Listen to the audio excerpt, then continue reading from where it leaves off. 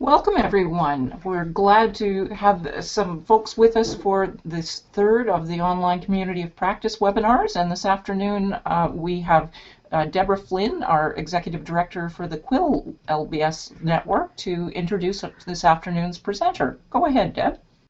Okay, thank you, Sarah. It's great to be here today.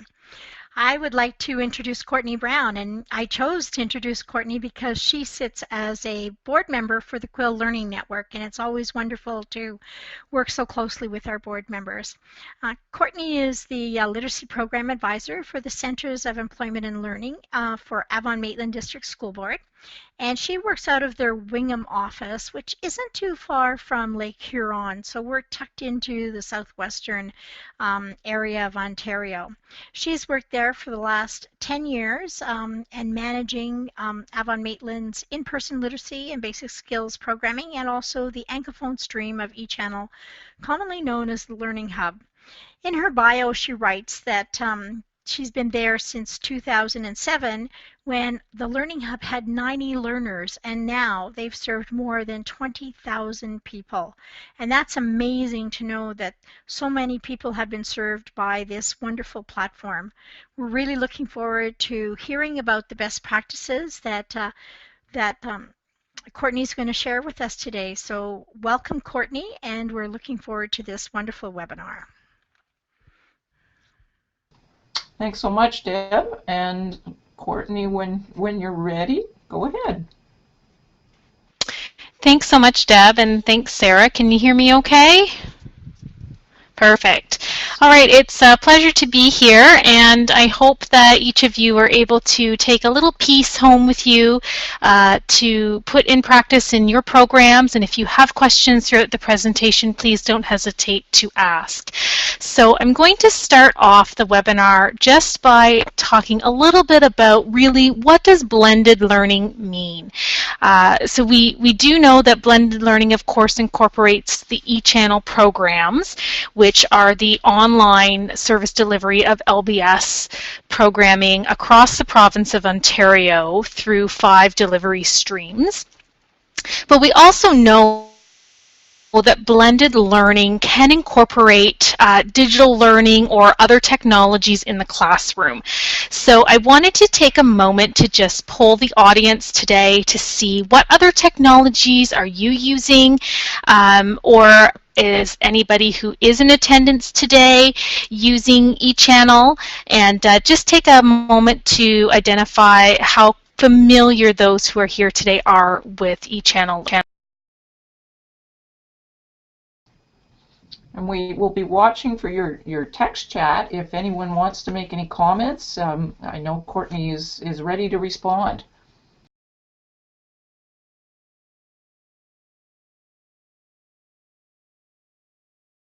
Learning.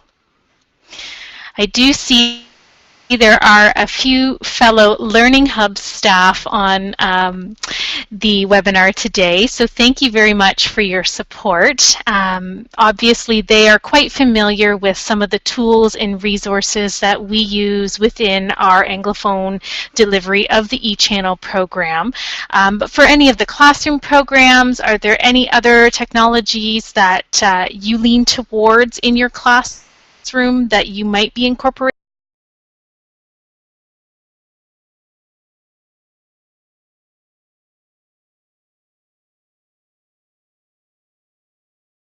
For blended. Okay, so a couple are saying that they are using the Learning Hub and they use other sites for math, writing, and computer use, and some who are looking forward to incorporating eChannel into the classroom. Of course, you know, as programs grow and expand, they certainly do bring on new staff and new instructors, so we do look forward to building those relationships with new folks. So don't ever hesitate to contact the leads. We're all very approachable if you have questions, and Sarah is a wonderful resource as well as you're looking to incorporate the eChannel delivery into your programs. Okay, so we've got a couple who are using the FAD with the Francophone stream. YouTube as well, and GCF Learn Free, absolutely. We do use those technologies within eChannel, and it's great to see that some of the other programs have that comfort level, and it really helps as you bring your students into that online environment if you can kind of be alongside them and help them gain that confidence. Yes, Center for sure, yes. Great. Well, thanks so much for that participation. It's nice to just see what comfort levels are out there as we get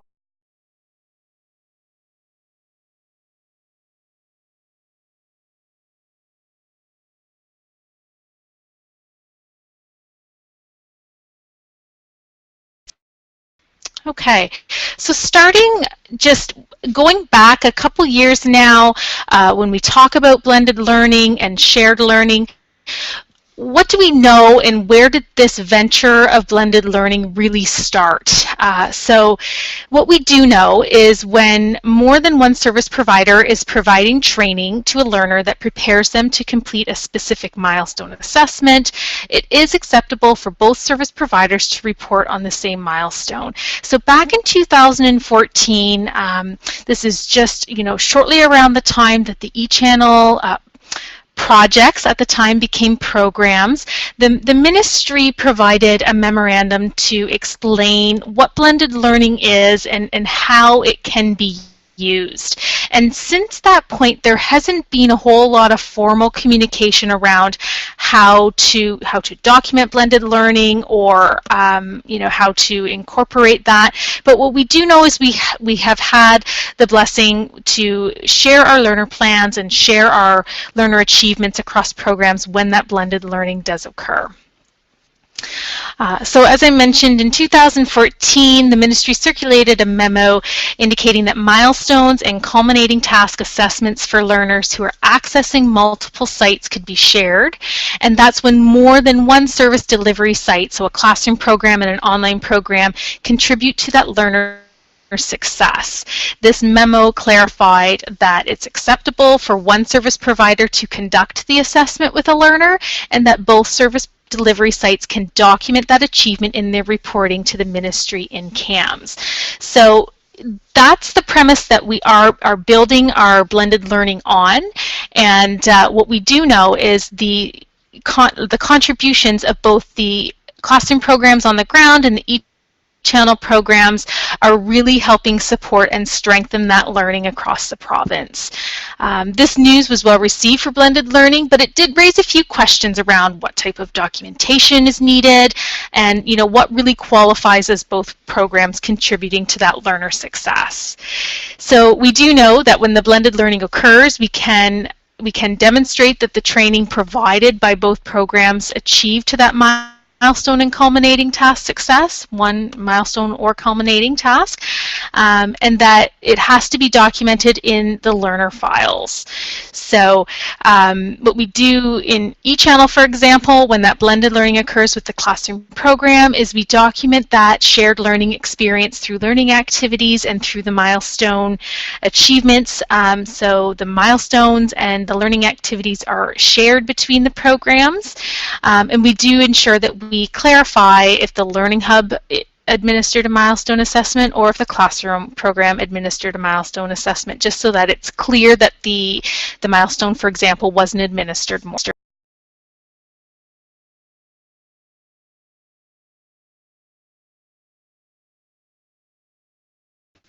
So as far as expectations around blended learning, what's really required? Well, we're supposed to have individual learner plans for each learner in our program. So classroom and eChannel programs need to maintain separate but complementary learner plans for those learners.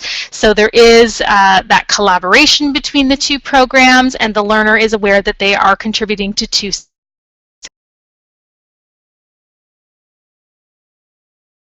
We want to avoid any duplication of service. Of course, we want to complement each other, not compete with each other, support the work that's happening in each of the programs depending on what's being utilized in the classroom and what's being completed in the online program.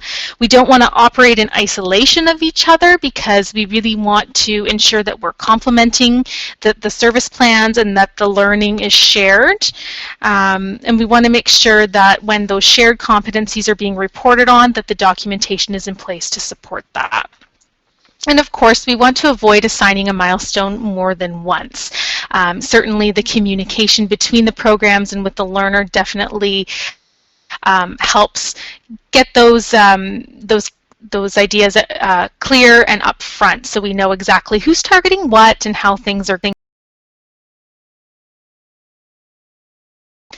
So we document our results when multiple service providers are contributing to that success. Both service providers need to document the milestones and or culminating tasks, if that's the case, regardless of who administered the assessment when both service providers are contributing to the learner's success.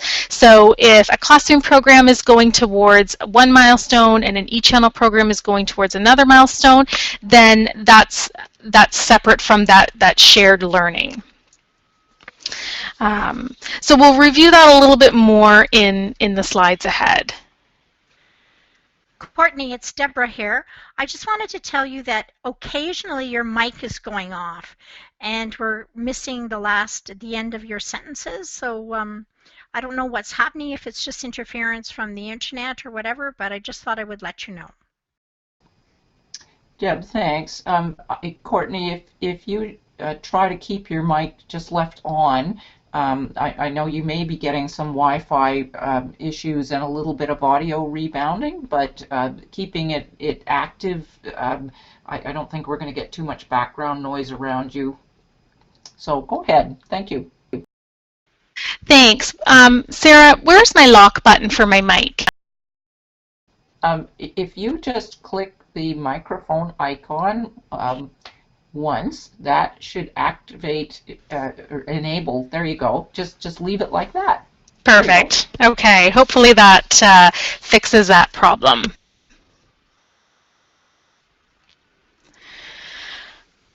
Okay, and finally, we want to ensure that we are protecting the personal information of learners, so we need to ensure that there is consent for sharing that information in both files. This consent is required to be on file by both agencies to support that blended learning communication across programs. So when one program is communicating to another program and including the learner on that correspondence, we just need to ensure that the consent is on file, with that giving us the permission to consult on that learner when blended learning is happening. So hopefully that's a little bit better with the audio. Sorry about that. Now, when we talk about documenting shared learning, we know that either program can administer a milestone or a culminating task depending on the learner's preference, maybe their schedule or their learning style. So if a learner's more comfortable doing something paper pencil, then the e-channel provider can work with the classroom program to ensure that the learner's needs are being met. But regardless of who administers the assessments, it needs to be clear to the programs and the learner how those are being handled. So that would avoid any confusion between service providers and of course the learner. You know, if the online practitioner goes ahead and administers a milestone for a blended learner, sometimes they might find out down the road that the classroom practitioner may feel the learner needs a little bit more learning reinforced before they go ahead and you know, attempt that milestone, or perhaps they've already done it and maybe the information's just not documented in CAMS yet. So that's why that communication is really important, and the relationship between the classroom and the online instructor is present. We don't want to confuse the learners by administering a milestone that perhaps they have already attained or maybe didn't attain, and maybe not be ready to reattempt it yet. So that communication is really key.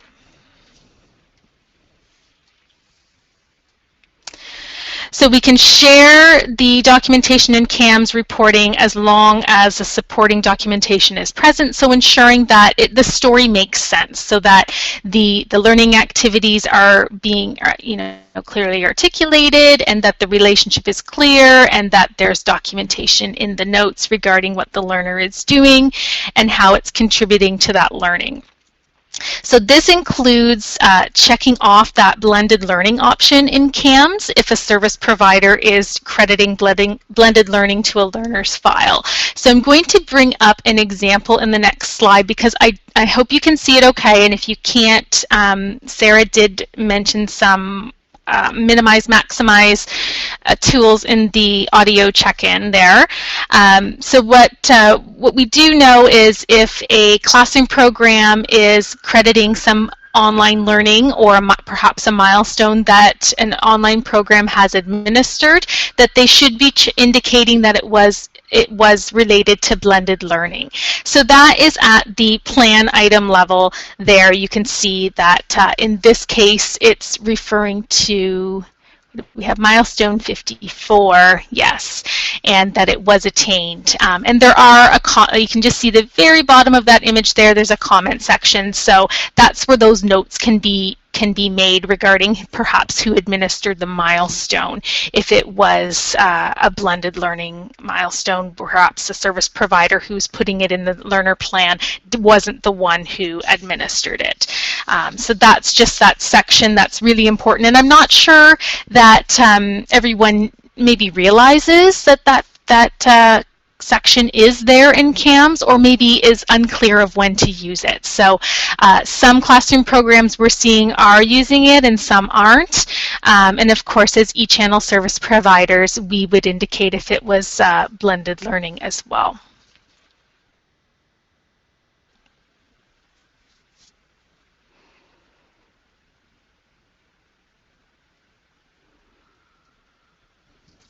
So I'm just waiting on the next slide to come up. There we go.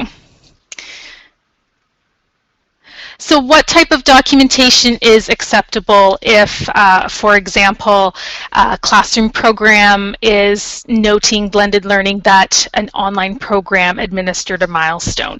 So email communication between programs can be included in our files as documentation.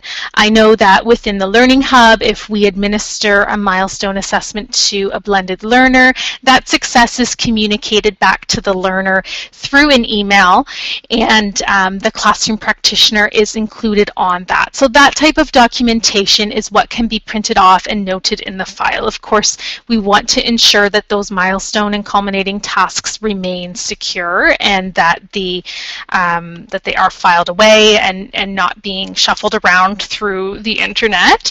So that communication does go back and forth between the online instructors and of course the learners to indicate the outcome of their assessment. And then, as I mentioned in the previous slide, the comments can be noted in the plan item in CAMS to indicate that that blending learning occurred, and the communication is really clear as to who administered that milestone.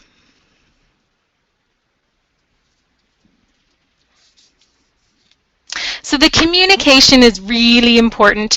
The e-channel programs may use different ministry-approved tools to administer milestone and culminating tasks digitally, because of course when the milestones were introduced, they were available to the classroom programs right away in that paper and pencil delivery, and then we kind of stepped back and said, well, how is e-channel going to administer this, and how is this going to work in the online world? So what we did go through is a process where the delivery of online milestones was approved and vetted through the ministry. I know that the Learning Hub primarily uses Moodle, and GLA may use Saba for some, or other online tools. So certainly just being aware that some of the different programs may administer them slightly differently. But of course, if you have a learner in your classroom and you really feel that the best place for that milestone to occur is in the classroom, just the communication is so important around that. And we also recognize that completing the milestone tasks or culminating tasks online can add that additional layer of complexity for the learner. So we want to make sure that the right approach is important. The last thing we want to have is someone to have anxiety around the technology when they're in an assessment situation.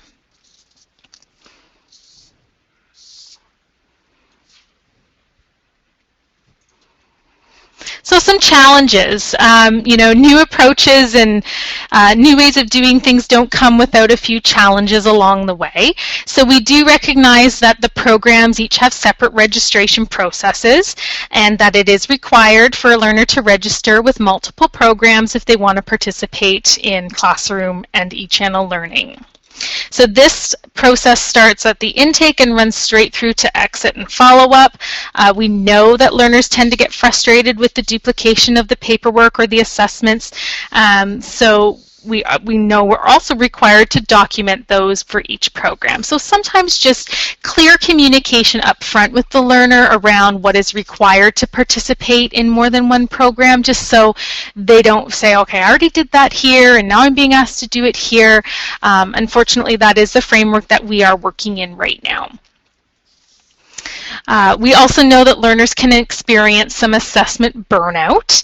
The intake assessment process could be streamlined if you have something that you did in the classroom that you feel would be beneficial for the e-channel service providers to be aware of, especially when we're talking about common assessments. If you have already assessed your learner before referring them into e-channel, sharing those assessment results are absolutely welcome.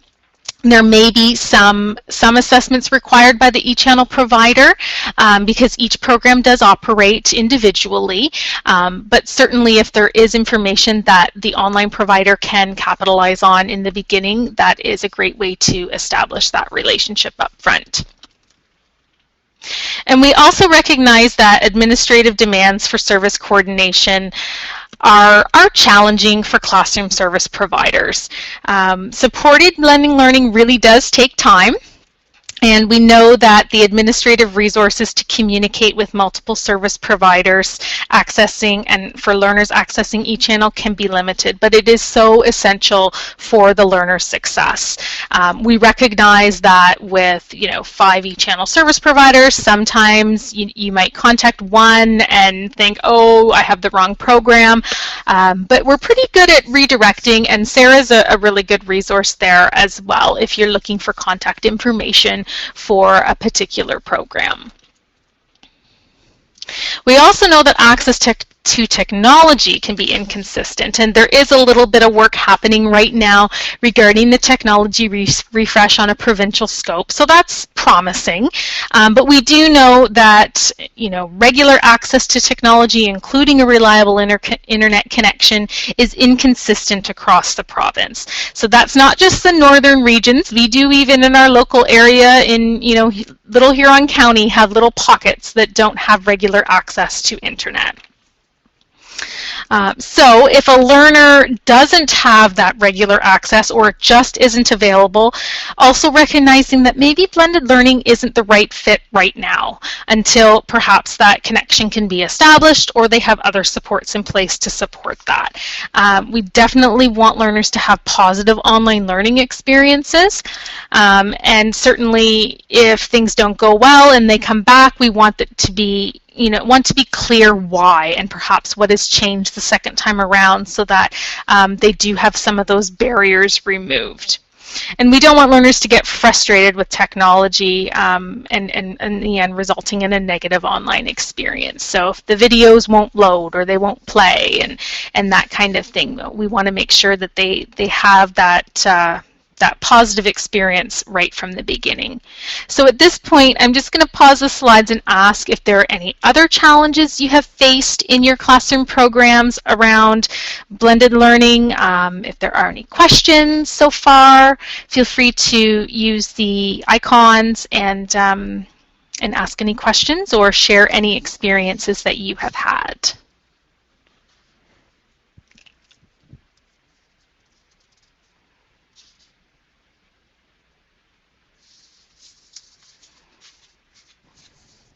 And just to add, we're welcoming any text chat. We're keeping an eye on that. And if anyone would like to have access to an enabled microphone who has come with a microphone that we can enable, just click the raised hand icon and we can enable it. Thanks. Thanks, Sarah. So we'll just wait a couple more seconds here to see if there's any comments or questions. And if there aren't, maybe it just means that the e-channel providers are doing such a great job that there hasn't been any challenges. I'm kind of joking. You know, we are always open to improving our processes and improving the way we work with our programs. We tend to find new challenges all the time. So if there's something going on, we do appreciate you reaching out and letting us know.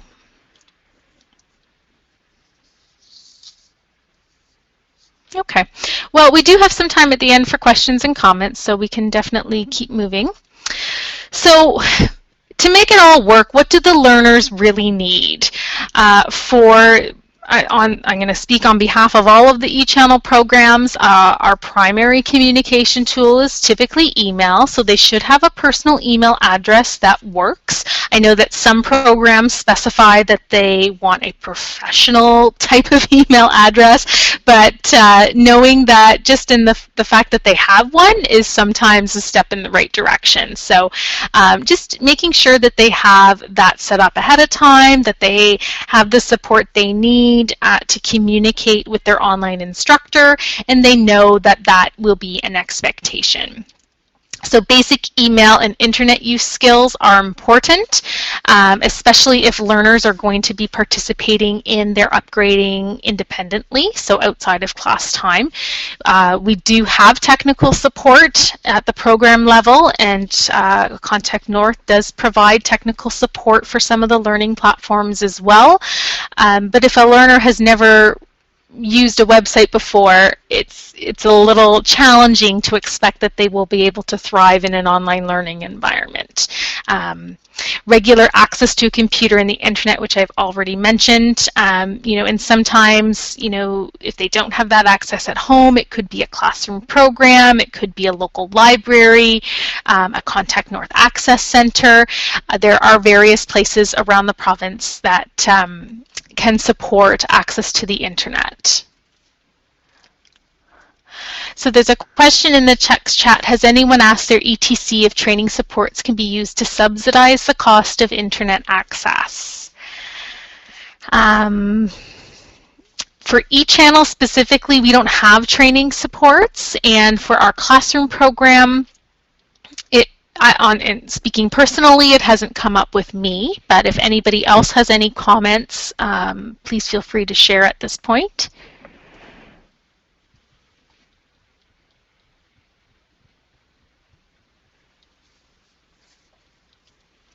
It is a good question, Judy, and I know that it's been talked about before.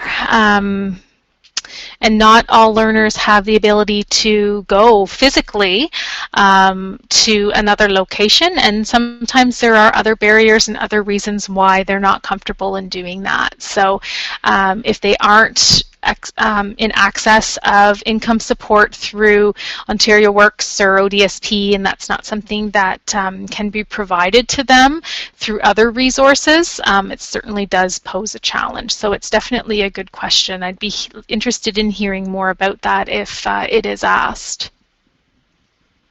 So go ahead, Sarah, you have a comment there.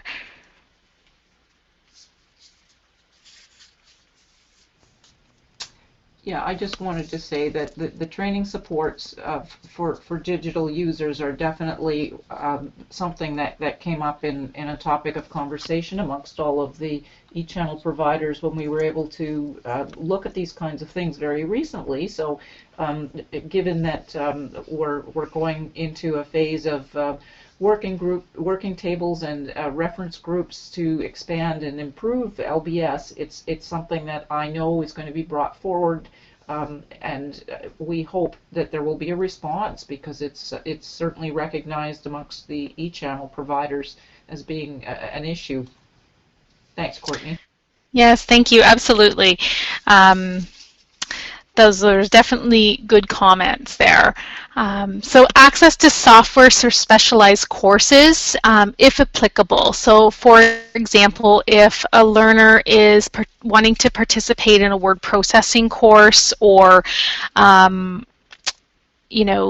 Excel course, making sure that they have access to that technology or that software. We do, from time to time, see registrations come through saying they want to do Microsoft Word, but they don't have access to the software. So I know that the e-channel service providers do also provide curriculum around free programs like the Google products, but if they are looking for something that requires a specialized software, ensuring that they have access to that software before they are referred or before they sign up for a course. So a headset and speakers or microphone for synchronous courses, that is an important one. So if they are taking live classes on the SABA platform, making sure that if they don't have a headset with a mic, that they do have, a speaker and a microphone built into the computer. And if they're doing that class from a public, like from a classroom or from a computer lab, ensuring that they have the appropriate environment to participate actively in their course. The text chat is certainly useful, but sometimes the audio just provides that level of clarity. And time management skills to balance two programs. This one's really important.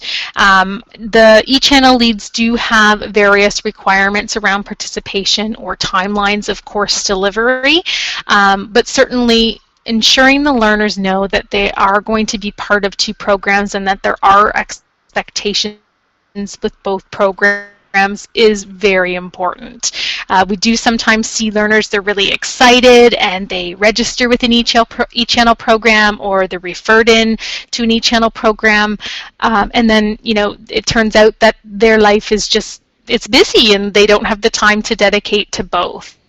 So especially when the programs are operating quite full, it does require the learners to be actively participating in their courses. And I know that, for example, some of the ACE courses are time sensitive, so they may have to make sure that they have the time to, physically be part of both programs and participate fully in both programs. And of course, clear goals and a time frame to reach them.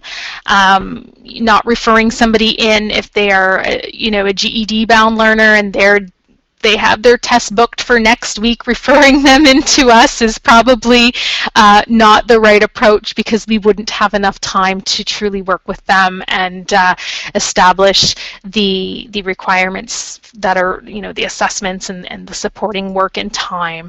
It does take sometimes, a couple of weeks to get going and to get the assessment piece behind the learner and get them started with their upgrading. So just making sure that they know they have an outlook. They know how long they want to be part of the program, or that it aligns with their goals accordingly.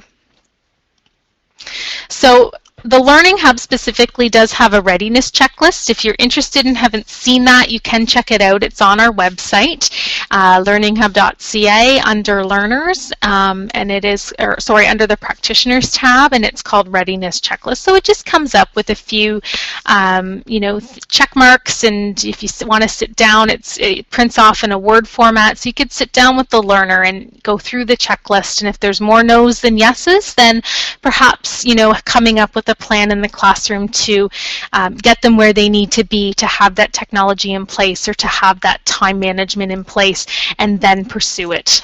So certainly a collaborative effort is a nice approach when you're working with classroom learners and recommending the e-channel programs. So tips for supporting learners in the classroom. These questions come up, what do I need to know as a classroom instructor, or what type of technology do I need in the classroom to support learners in e-channel? So really, that on-the-ground support is great.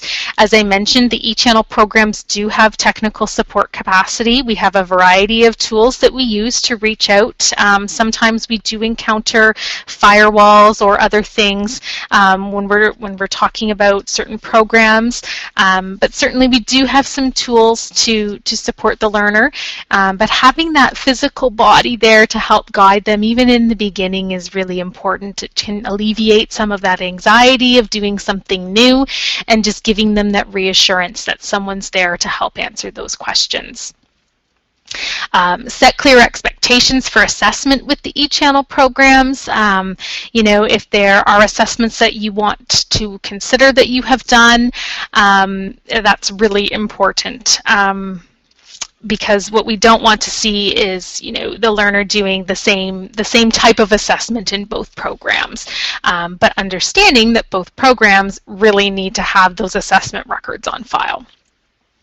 So limiting the number of subjects or competencies the learners are working on, this one can go both ways. It totally depends on the learner. If you're working with a lower level learner who, you know, just needs to focus on one area, and the two programs can collaborate and support each other towards a common milestone or a common goal, then that's great. If the learner is going to be working at home independently, or you feel that they are able to manage more than one course or competency, then that's different. So really knowing what the learner is capable of, or what areas they need to focus on, and it's completely individual to the learner. We do often find it's best to align our subjects to maximize our outcomes with the Learning Hub or with eChannel. And targeting different content areas does work, but it definitely depends on the learner's level and their dedication. Of course, we're all working towards the same progress measures, and just making sure that we're helping each other out and maximizing the potential for success on all levels there. So documenting referrals is really important for service coordination. I'm going to bring up the information regarding referrals with eChannel on the next slide, but that is important. If you are referring a learner into an online program, ensure that that's captured at registration so the eChannel provider knows what the referral in was, and vice versa when we're making a referral out to your programs, just making sure that that communication is clear so it can be documented. And encouraging learners to communicate regularly. That one's big. Knowing that they are receiving our messages and that they are, you know, responding to us is really important. Some learners or some practitioners say, you know, the communication is directed to the learner. I saw it, or maybe my inbox is really full and I might have glazed over it. But certainly we do welcome that feedback from the classroom practitioners when we are communicating with learners. If there's something going on, you know, if they're not responding, we do want to hear from the program saying, this learner's been sick, or they've had a personal situation come up, that kind of thing. And also giving the learner the responsibility to keep the pace with their online instructor as well. So if they aren't able to be online that week, let us know. Or if they are finding the work is too hard, let us know. So just making sure that they know that the practitioner is on the other end. They do want to hear from them. They do appreciate the responses. And if they have a question or you have a question, pick up the phone. We are there on the other end. Absolutely. And so that goes in line with keeping in touch with the eChannel providers and communicating regularly. Sometimes learners struggle to articulate exactly what they need, so helping to organize the learner plan and coming up with that clear direction between the classroom program and the online program is really important. And then finally, ensure they have the time and the technology, as I mentioned earlier, to participate fully in the eChannel programming. So referral forms, they're listed here just regarding the various referrals that are in place for the different streams. The Learning Hub has an online referral form. We did add in a layer of confirmation recently where when you do make the referral in as an agency, you do receive a report back, so you have something to print off and document in your file. That's important. So that's just a little added layer of communication, so it's not lost in cyberspace somewhere and you're waiting to hear back from us. You have that immediate confirmation that it went through. And that referral form does identify who should follow up, so whether the service provider is going to follow up with the registration, or if the service provider expects, you know, the Learning Hub to forward the registration instructions to the student directly.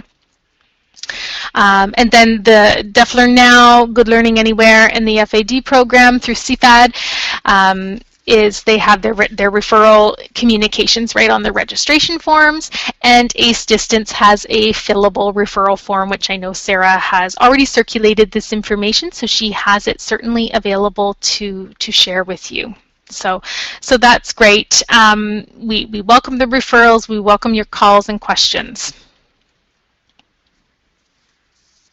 So if you're looking for any more information, feel free to check us out. We have the access guide that gets published 3 times a year on the echannel.ca website. The fall one was there when I was preparing the slides, but the winter one will be coming anytime now, and it does provide a snapshot of what all 5 eChannel service providers are offering with the specific schedules where they apply.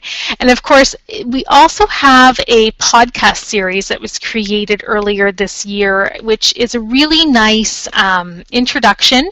It's great for programs, instructors, and also for students, because there's a 5-part series. So if you're interested in all the programs, you can take some time and go through them. There is an introductory podcast that just talks a little bit about what eChannel is, and then an interview with each of the service providers asking some important questions that programs and learners would benefit from. And it sounds like the winter guide will be posted tomorrow on December 5th, and there's a message in the text chat that Melody can't hear me. Can everybody else hear me okay? Okay. Sorry about that, Melody. So one other piece that we have been piloting, because of course we're looking to really strengthen that blended learning relationship. So the Learning Hub has started piloting a blended learner profile with a couple of programs this year. It's similar to the referral form, so we might be looking at expanding it with a couple other programs to see how that's going. It's kind of unique because it allows us to capture a little bit more information about the learner, and information that might not come through on that registration form.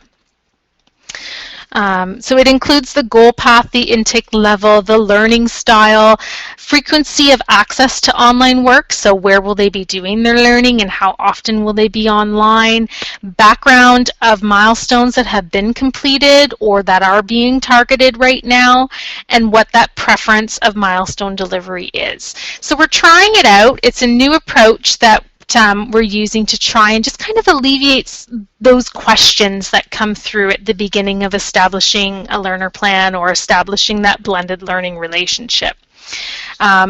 So that's something that you might see a little bit more of in the coming months, but we have found that it lets the classroom practitioner share some important information. So perhaps there is a learning disability that we need to be aware of, or an anxiety around, this learner isn't very comfortable working with a male instructor, for example, that kind of thing. So it's just kind of nice to have that communication. Of course, we can absolutely still collect that information over email, or through our contact page on our website. So it's called a blended learning profile. It's kind of an offshoot of our referral form. So the referral form allows you to upload your assessment information or your learner plan information. if you're referring a learner to the Learning Hub. But this one is just a little bit more specific, asking specific information. So maybe, well, some programs are using it, or the program that we're piloting with has the learner kind of going through their intake assessment, and then the classroom practitioner is filling out the blended learning profile at the same time. So it just kind of comes in, and it just supports that time where the learner comes into the program. And Sarah has added a little bit of information regarding the podcasts in there. Yeah, so they were a lot of fun to put together, and they're just a little different way to learn about the programs and the various courses that are offered. So I did reserve some time for questions at the end.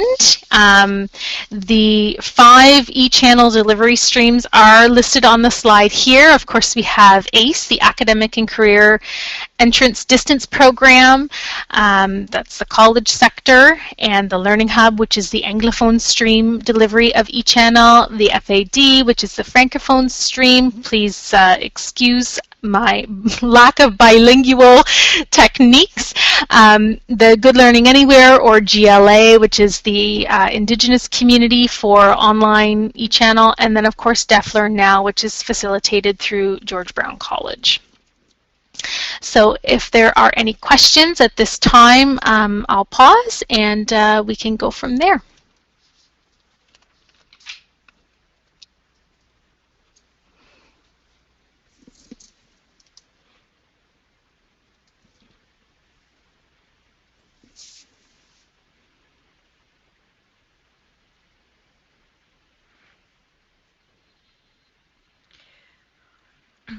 Courtney, Deb here.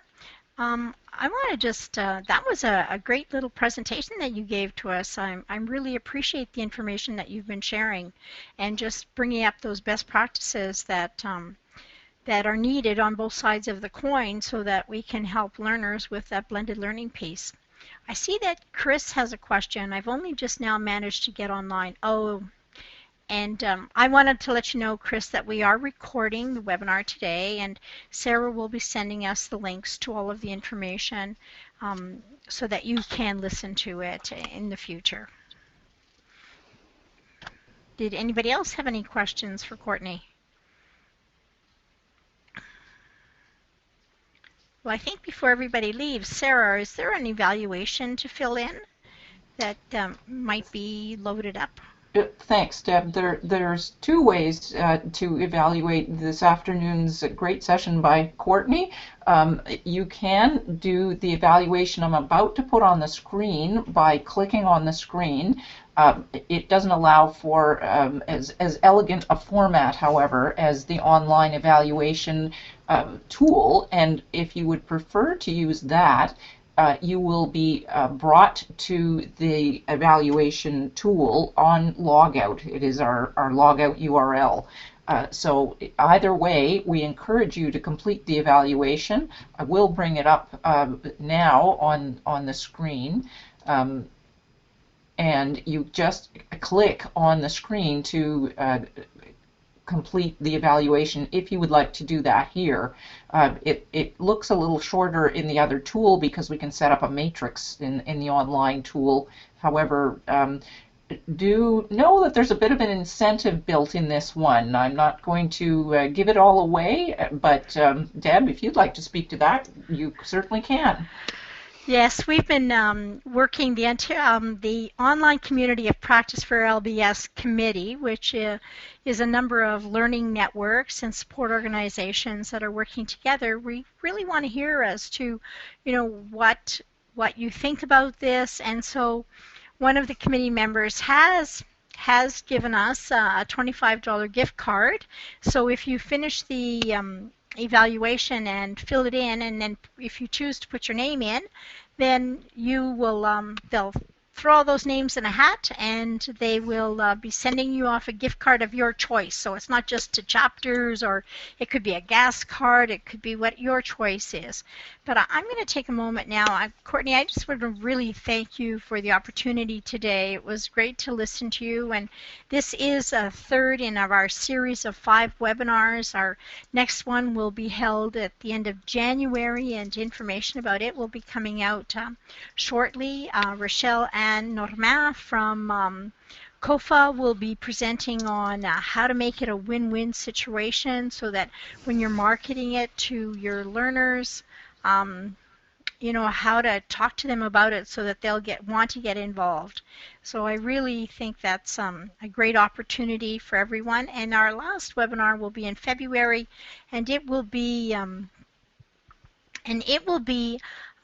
a practitioner who's talking about other items that we can use for online learning, for blended learning. And Courtney, you know, asked us what were some of those, and we saw that some people are, you know, I know that some of my programs are using YouTube and GC Learn Free, and somebody mentioned TOTI. So those will be coming up in January and February, but please take a moment to fill in the evaluation. It always helps the presenters, and it helps us to know what is happening with you. And Courtney, I hope that you're enjoying the KESBA conference, and thank you for taking the time that you did today for for coming and giving this presentation, and maybe you can sneak back to that conference and enjoy it. And I just want to thank Sarah Stalker for her unlimited resources that she gives to us, and she's always so patient with all the committee members and getting everybody online. I just really, really appreciate the work that Sarah does for us, and how it makes it so smooth and gives you a tour so you know how you can be comfortable with the platform and using Sava. Just a great teamwork, and thank you everyone for being with us today. And since I don't see any other questions from anyone, I think then, Sarah, I'll turn it over to you so that you can tell us how to log out. Thank you, Deb, and I'd like to add my thanks to Courtney for a lot of time and focus to try to make sure that this webinar addressed some of the things we've been hearing from all of you through other webinars and through spokespeople at your networks, so that we do address the needs that practitioners have to better understand how this can work for everyone. So excellent job, Courtney. To leave the session today, you simply will click on the exit that you see in the upper right-hand area of your screen. And as I mentioned, when you do that today, you'll be brought right to the evaluation survey. So if you've done it here, you don't have to do it again, but I just want to let you know that's what you'll see. And watch for my message soon with the links to the recording, to this wonderful presentation, and showing you where all of the other resources that we have been collecting for the online community of practice are posted, so you can review any of them and download anything that's helpful to you. And we encourage you all to use the registration link I will be giving you in that message to register for the next of this webinar series. Thanks, everyone, and I hope you have a great afternoon.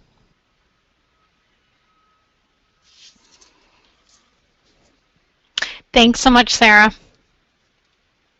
And Deb, thank you. My pleasure.